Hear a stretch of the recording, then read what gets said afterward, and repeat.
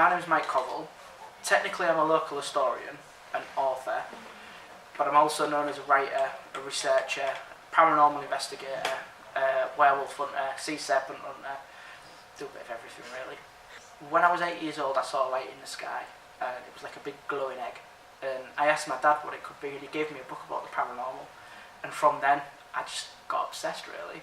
Since then I've been pushed, poked, prodded, I've been scratched on my neck, I've seen objects move, and I've heard voices come from nowhere. Everyone's entitled to their own opinion. It's just interesting when you take skeptics and stuff like that on investigations and they experience things themselves. And I always say to people, come with an open mind. Try not to make your mind up until you've come and experienced it yourself. This here is the site of one of the earliest sightings that I got from a married couple who were driving by the top of Reform Street in their car. They'd seen something in the middle of the road bent over and it looked like it was eating something.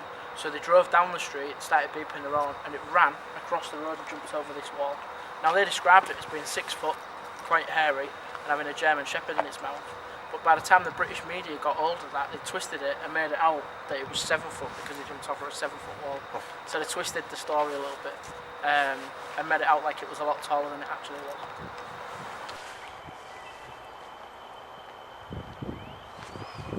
Where we are right now is Charles Street. In the 1840s, this is where Robert Donson Stevenson was born. He was a writer, quite well known in Hull. He left Hull in the 1880s to go to London. He was accused of being Jack the Ripper. He wrote a book on religion, but many of his articles dealt with topics such as black magic, witchcraft, but more importantly and quite interestingly for this area, shapeshifters. He was quite an interesting character, a bit of a weirdo by all accounts. It looked like he took a lot of people's research to make his stories up and things like that.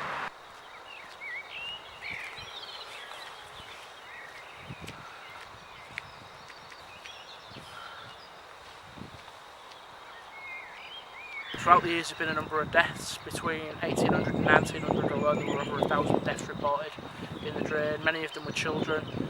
One of them was a murder, and it was a double murder and suicide. A father had killed his 2 kids and thrown them in the drain, and then he cut his throat and ended up in the drain as well. Over the years they've pulled a number of bodies out here, so it's got quite a tragic past before you even get to stories that sort of surround the drain. So it's not a nice area. I recently did an all-night investigation with a priest, and he turned around to me and he said, "I can't believe how fearless you are, and this is like a man of God." And I sort of said to him, "But you've got like your religion on your side.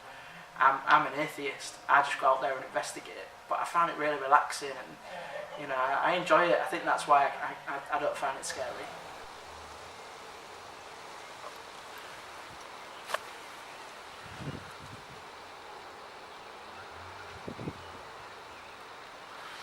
Where we are now is where an elderly gentleman who was ex-armed forces, who'd served time in Egypt, claimed that he'd seen something that he could only describe as Anubis. He said it looked like a man but was a dog's head. He'd been on a day out with his mate, he'd come walking down this track, it wasn't as overgrown then, and he heard a noise behind him, so he turned around and he saw something run from that side towards the drain, and he said it was like a man but with a dog's head.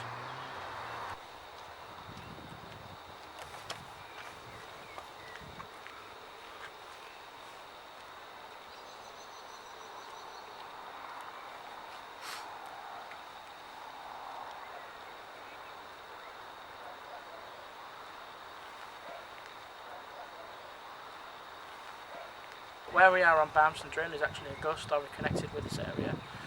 The story was written by Robert Donson Stevenson, the guy who we discussed earlier. He claims that once a year he would meet his girlfriend in August on a bridge over the drain. And his family didn't like it, and she sort of said, "Look, promise me, dead or alive, you'll come and you'll meet me." So he said to her, "Promise me, dead or alive, you'll come and you'll meet me." And they kept doing it year in, year out, and then one year he turned up and she never arrived, but he heard ghostly footsteps and he heard a voice whisper in his ear, "Dead or alive."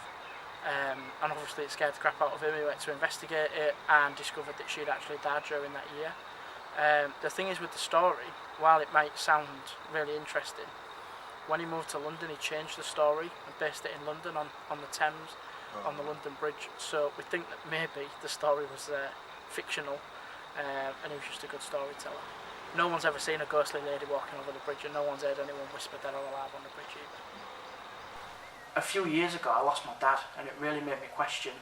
He was a good man, never did anything wrong, he was a good guy, and my faith just crumbled after that. And then I looked at things like all the war in the world and religions that are causing these wars and things, and I started to really sort of look at it and think, if there is a God, why is he letting this happen? And if there is a God, why is there so many different religions, and why are they all worshipping different gods? And it just really, my faith kind of crumbled at that point. Most people assume that when you die you go to heaven, and I struggle with that a little bit, because I've seen stuff move, I've seen things, people walking through buildings that should be empty. I've been locked in places on my own and witnessed things that shouldn't happen unless there's someone physically there. So if they do go to heaven, how come they've come back? There's things like that I often wonder about. I do work closely with the church. I've been to house blessings and I've seen exorcisms. So I have seen the church doing what they do, and they do a fantastic job. I wouldn't knock what they do. I do believe there is something after we die. Whether or not it's a big guy in a cloud with a halo on and stuff like that, and there's some pearly gates, I'm not sure. I think we'll all have to wait and see.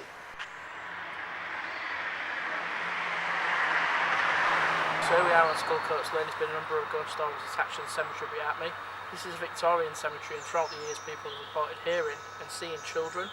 They've heard children singing Ring a Ring of Roses, they've seen children dancing around, and at the rear of the cemetery there's actually a number of mass graves that belong to the old Skullcoats Union Warehouse. Many of those have children within them.